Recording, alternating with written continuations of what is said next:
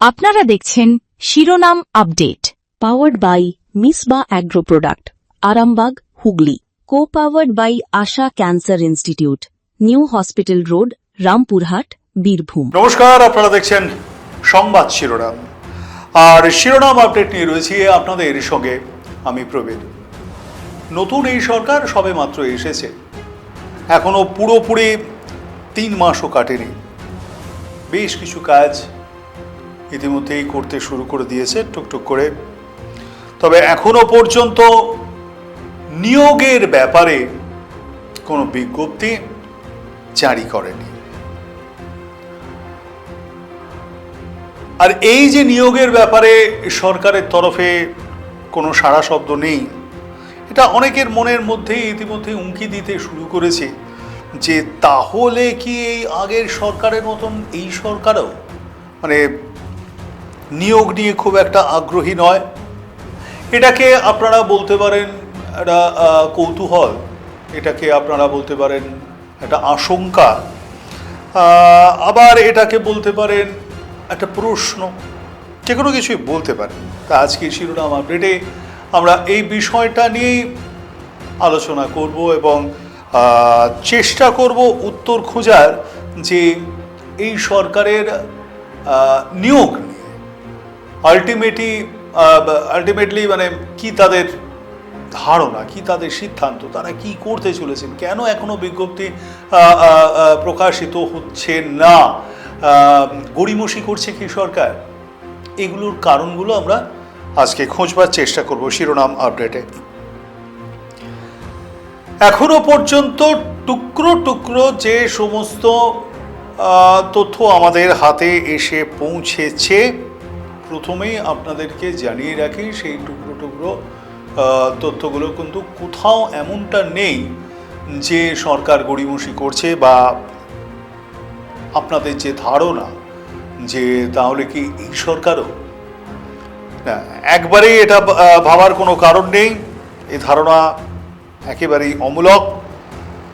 এই সরকার নিয়োগ করবে না বা নিয়োগের তাদের অনীহা আছে বা নিয়োগের প্রতি একটা অ্যালার্জি আছে, কোনোটাই নয়। বরং এই সরকারও দ্রুত নিয়োগ করতে চাইছে। ঠিকই শুনছেন, রাজ্যের নবনির্বাচিত ভারতীয় জনতা পার্টির সরকার দ্রুত নিয়োগ করতে চাইছেন না, তাই জন্যই কোথাও একটা দাঁড়িয়ে দেরি হচ্ছে। এখন বলবেন তাহলে দ্রুত নিয়োগ যদি করতে চাই তো করে ফেললেই হয়, তাহলে নিয়োগে দেরি কেন এত বিজ্ঞপ্তিতে? আসলে আগের যে সরকার ছিল সেই সরকার এমনভাবে একটা সিদ্ধান্ত নিয়েছিল বা এমনভাবে প্রক্রিয়াটা করেছিল নিয়োগের ক্ষেত্রে যে নিয়োগ হলেই সেটা চ্যালেঞ্জের মুখে পড়বে এবং তারপরে আদালত যাবে, মেবি তার চাকরি চলেও যেতে পারে, এইরকম একটা ব্যাপার ছিল। অর্থাৎ সেই জায়গাটাতে বর্তমান যে রাজ্য সরকার যেতে চাইছে না। এই যে নিয়োগ প্রক্রিয়াটা, এই নিয়োগ প্রক্রিয়ার মধ্যে প্রথমত একটা স্বচ্ছতা আনতে চাইছে, সেটা একটা ব্যাপার। আর একটা যে পদ্ধতি তারা করেছিল, যে সিস্টেমটা তারা করে রেখেছিল, সেই সিস্টেমটাকে বদল করতে চাইছে। কাঠখড় পুড়িয়ে একজন মানুষ লেখাপড়া শিখে ভালো পরীক্ষা দিয়ে এক্সাম দিয়ে তার ভাইভা দিয়ে চাকরি পাচ্ছে, সেটাকে চ্যালেঞ্জ হওয়ার জন্য। চাকরি একবার যখন আপনি পেয়ে গেলেন, নিয়োগপত্র হাতে পেয়ে গেলেন, সারা জীবনের জন্য আপনার নিশ্চিন্ত থাকা, আপনার পরিবারের, সেটাই তো সরকারি চাকরি আমরা জেনে এসেছি।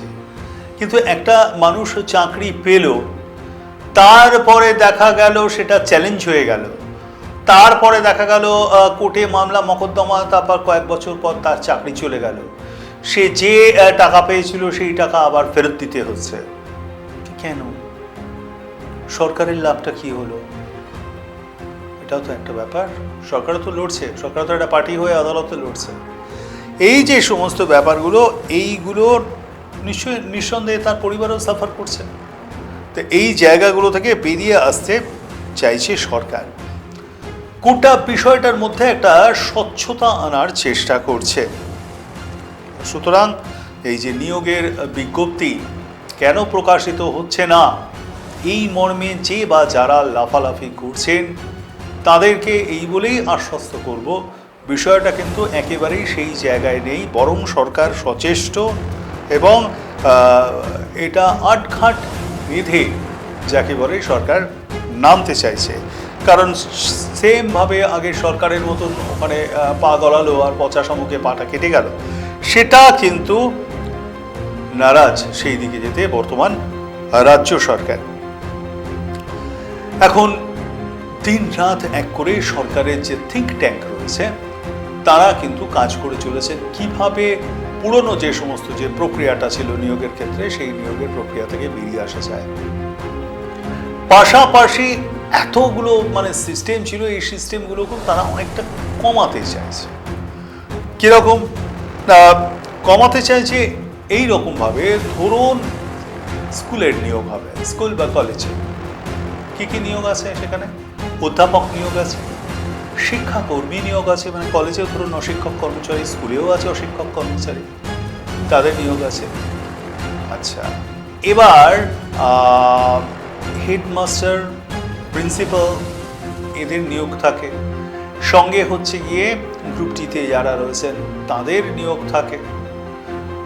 তা এই সমস্ত বিষয়গুলোকে মানে স্কুল ডিপার্টমেন্ট আলাদা একটা জায়গায় রাখতে চাইছে। পাবলিক সার্ভিস কমিশনে বিভিন্ন জায়গায় করছে, আগে অনেকগুলো ছিল পাবলিক সার্ভিস কমিশন, এসএসসি, তারপরে আপনার ওই পুরসভার নিয়োগ, এইগুলোকে সবকটাকে আলাদা আলাদা মানে ওই রকমভাবে ছড়িয়ে ছিটিয়ে ওই রকম ভাবে স্কুলের কলেজের একদিকে একটা হয়ে গেল, এবারে হচ্ছে গিয়ে সরকারের যে সমস্ত জায়গার চাকরি সেটার একটা দিক হয়ে গেল, পুরসভারগুলোর চাকরি এটার আর একটা দিক হয়ে গেল। এই রকমভাবে তারা এগোতে চাইছে। এটা থেকে একটা দিক। এবারে হচ্ছে গিয়ে পরীক্ষায় ধরুন 100 নম্বর মানের পরীক্ষা, তার মধ্যে 30 নম্বর কি 25 নম্বর সেটা হচ্ছে মৌখিক, অর্থাৎ সেটা আপনার হাতে রয়েছে, সরকারের হাতে। বাকি যে 65 বা 70 নম্বর সেটা রিটেন টেস্ট, সেখানে আপনার একাডেমিক যে সমস্ত ব্যাপার আছে সেইগুলো সমস্ত হলো। সেখানে যদি কোনো ব্যক্তি 65-তে বা 70 নম্বরের মধ্যে, সেটাতে তার ফুল মার্কস পাবেন না, পাওয়া সম্ভব নয়। সেখানে ধরুন কেউ পেল গিয়ে 50 বা হয়তো 45 বা 40, সঙ্গে ওখানের ওই 30 নম্বর বা 25 নম্বর যেটা হাতে আছে সেটা তো একদম ফুল মার্কস পাওয়া সম্ভব। সেটা সেইখানেই হচ্ছে গিয়ে গ্যাড়াকল, ওই 25 বা 30 নম্বর ফুল মার্কসটা দিয়ে দিলেই ব্যাস কেল্লা ফতে, কারণ ওখানে তো ফুল মার্কস পাবে না, এখানে এটা পাওয়া সম্ভব। এই যে বিষয়টা ছিল এখান থেকে এটাকে কমাতে চাইছে। অর্থাৎ এই ভাইভা বা টেস্ট বা মৌখিক পরীক্ষা যেগুলো রয়েছে এই জায়গাটাকে তারা কম মার্কস আনতে চাইছে। দেখুন, একজন ছাত্র বা ছাত্রী ছোটবেলা থেকে সে পড়াশোনা করেছে, তার একটা একাডেমিক কেরিয়ার আছে, মাধ্যমিকে সে কত পেয়েছে বা 10th স্ট্যান্ডার্ডে কত পেয়েছে, 12th স্ট্যান্ডার্ডে কত পেয়েছে, গ্র্যাজুয়েশনে কত পেয়েছে সে, সেই সঙ্গে মাস্টার্স যদি করে থাকে সেখানে কত পেয়েছে সে, স্কুলের শিক্ষকের নিয়োগে সে বিএড করেছে সেখানে তার কীরকম র্যাঙ্ক ছিল ইত্যাদি ইত্যাদি সমস্ত কিছু ব্যাপার থাকে। এরপরে এই যে চাকরির নিয়োগ যে পরীক্ষা হলো সেখানে সে কীরকম র্যাঙ্ক করেছে আছে। এরপরে ভাইভাটা তো সেই সময় তো সেই জায়গাটাই কি তার সব কিছু। তাহলে যে একজন ব্রিলিয়েন্ট স্টুডেন্ট যে পরীক্ষা দিল, যে দুর্ধর্ষ পরীক্ষা দিয়ে সেখানে এলো, হয়তোবা সেখানে তাকে 65 বা 70 নম্বরের মধ্যে সে হয়তো 45 পেয়েছে, কিন্তু তাকে যে ওই বোর্ড বসেছে যারা ভাইভা নিচ্ছে তাদের পছন্দ নয়, কিংবা তাকে দিতে চায় না চাকরি, কারণ তার ভাগ্নে বা ভাইজি বা ভাগ্নি বা ভাইপো এইরকম কেউ রয়েছেন, বা কোনো নেতা বা মন্ত্রীর ছেলে বা মেয়ে তারা রয়েছেন। সুতরাং তাকে চাকরিটা দিতে হবে বলে ওর একাডেমিক কেরিয়ার, ওর যাবতীয় কিছু সব ধূলিসাৎ করে দিলাম। সে একটা দুর্ধর্ষ মার্কস পেয়ে এসছে, হয়তো আমি ধরে নিলাম সে 70-এর মধ্যে হয়তো বা 55 বা 60 পেয়েছে, কিন্তু সে ভাইভাতে কিছুই পেল না। আর যে কিচ্ছু পায়নি আগেরগুলোতে সেই ভাইভাতে একদম 30 মার্কস পেয়ে গেল, ফুল মার্কস পেয়ে গেল, 25 বা 30, সেটাই। এই জায়গাগুলো থেকে বেরিয়ে আসতে চাইছে সরকার। আর একটা কি, যে সমস্ত বডিগুলি থাকবে যারা এই পরীক্ষাগুলো করবে, কন্ডাক্ট করছে, সেই সমস্ত বডির মাথায় যারা বসছেন বা বসানো হবে, তারা কেউ এই এমএলএ, এমপি, সোকল্ড নেতা নেত্রী নয়। আমরা দেখেছি, এমন একজনের নাম বলবো, 2011 সালে তাকে টিকিট দেওয়া হয়েছিল, তিনি জয়ী হতে পারেননি। এবার তিনি কিন্তু অধ্যক্ষ একটি নামজাদা কলেজের অধ্যক্ষ তিনি, তা তিনি এবার চাকরি করছেন। তাকে এবার দেওয়া হলো প্রাথমিক শিক্ষা সংসদের সভাপতি করে। 2016 সালে তিনি টিকিট পাননি নির্বাচনে, 21-এ টিকিট পেলেন, আবার জয়ী হলেন। তিনি এবার কিন্তু জয়ী হলেন প্রথমবার। মানিক ভট্টাচার্য, তারপর জেলেও গেলেন। তা এইরকম হিরে মানিক যারা আগের সরকারের ছিল এবং তাদের যে ব্যাপারগুলো ছিল তাদেরকে বসিয়ে দেওয়া ওইরকমভাবে, এই সমস্ত বিষয় আর চলবে না, এটা একদম পরিষ্কার জানিয়ে দিয়েছেন রাজ্যের মুখ্যমন্ত্রী শুভেন্দু অধিকারী। এবং এই এসএসসি, পিএসসি সমস্ত কিছুই যে কারণের জন্য একেবারে নতুন করে ঢেলে সাজানো হচ্ছে। পুলিশেরও নিয়োগ আছে, সেটাও আলাদা করে নিয়োগ হবে এবং তার পদ্ধতিও রাখা হবে আলাদা। এইগুলো সবগুলোকে যেন কোথাও একটা জায়গায় দাঁড়িয়ে আলাদা আলাদা করেছিল, একত্রিত করেছিল, বা সেখানে এমন একটা রাস্তা বার করা ছিল যেখান থেকে বাঁ হাতে কিছু রোজগার হয়। হেলথ আছে, তাদেরও আলাদাভাবে রিক্রুট হবে।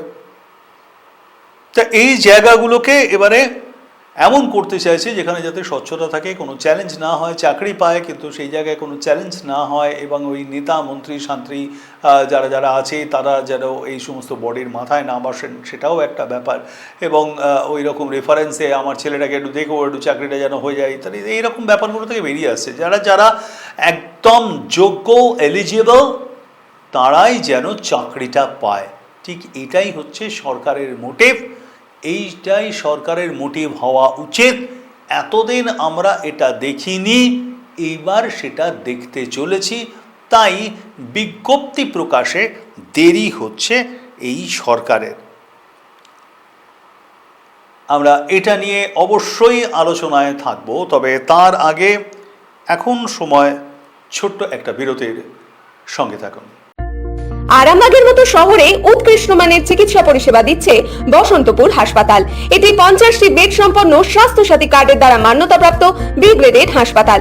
এখানে nephrologist, oncologist, facial surgeon, urologist, laparoscopic সার্জনের মতো একাধিক ক্রিটিক্যাল বিভাগে বিশেষজ্ঞ চিকিৎসকের দ্বারা রোগ নিরাময়ের সুবন্দোবস্ত রয়েছে।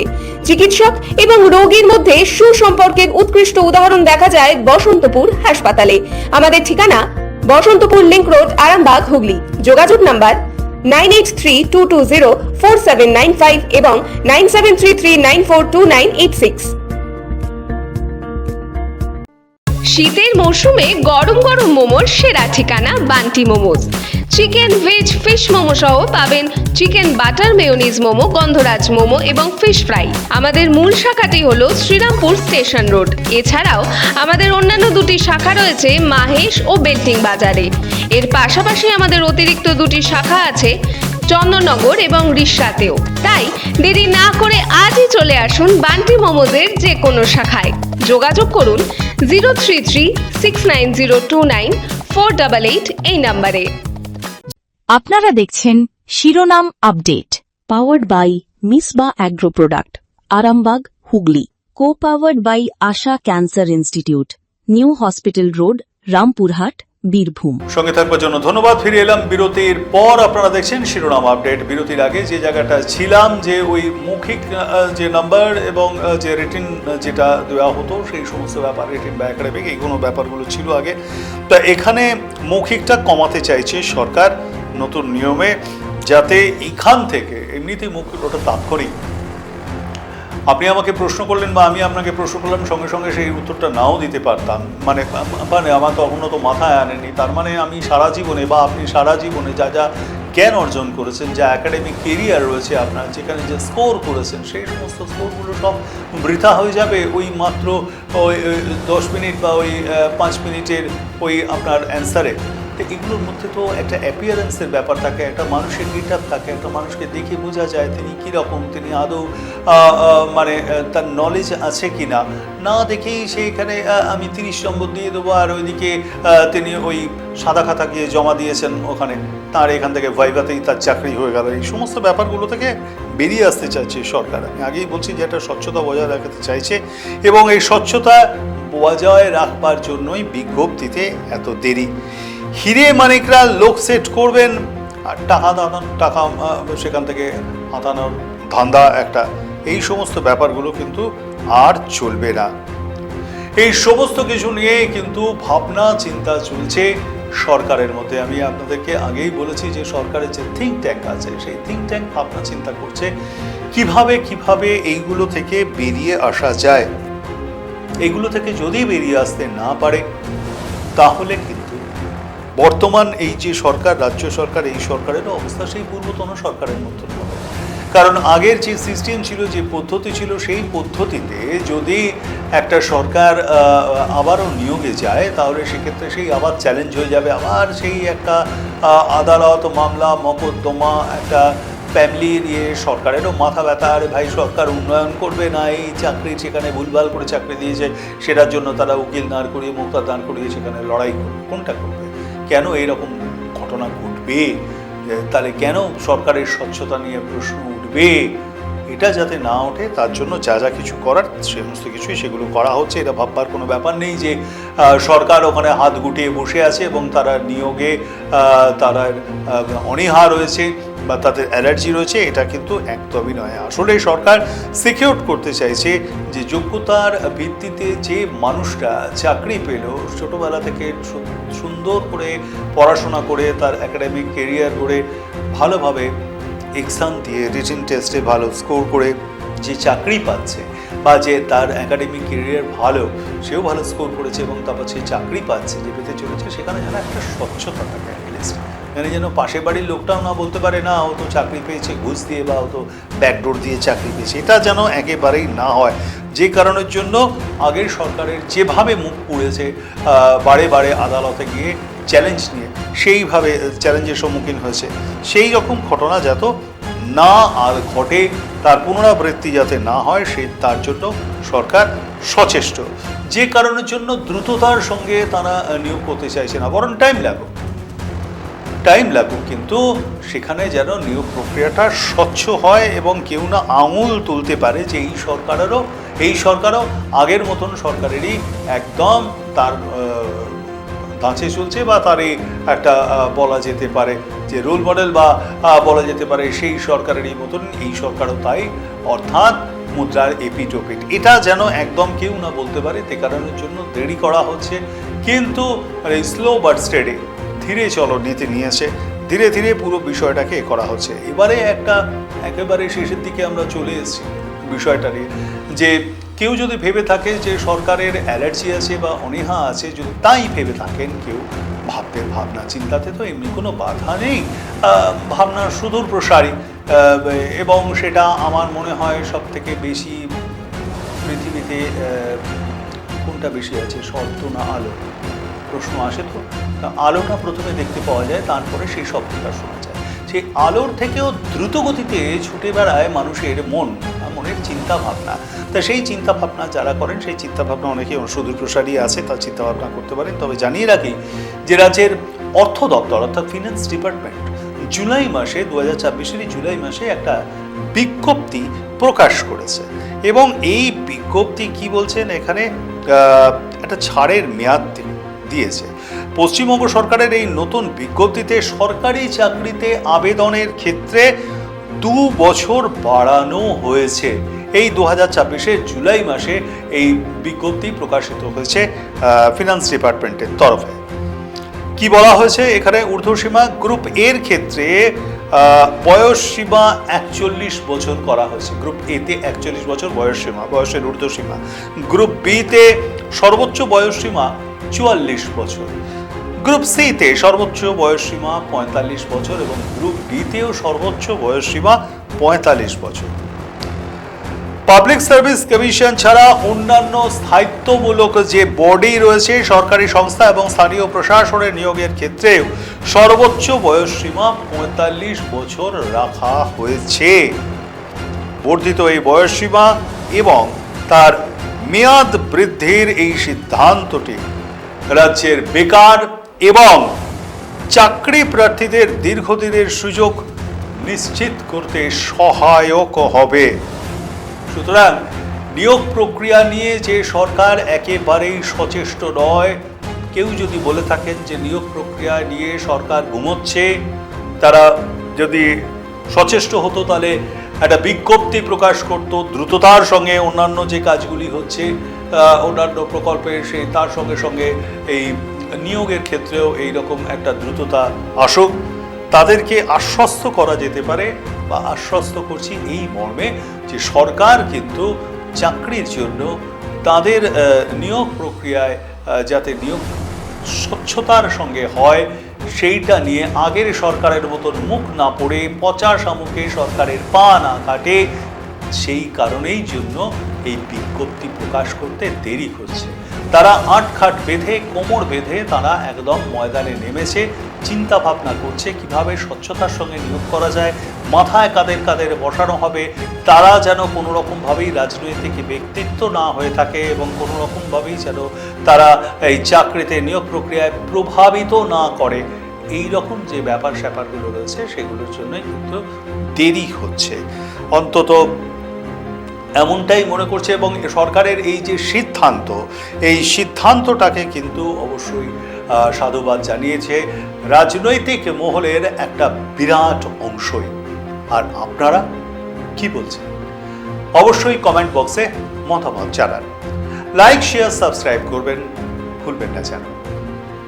শিরোনাম আপডেট আজ এ পর্যন্তই। দেখতে থাকুন সংবাদ শিরোনাম। নমস্কার। আপনারা দেখছেন শিরোনাম update, powered by Misba agro product, Arambagh, Hooghly. Co-powered by Asha Cancer Institute, New Hospital Road, Rampurhat, Birbhum.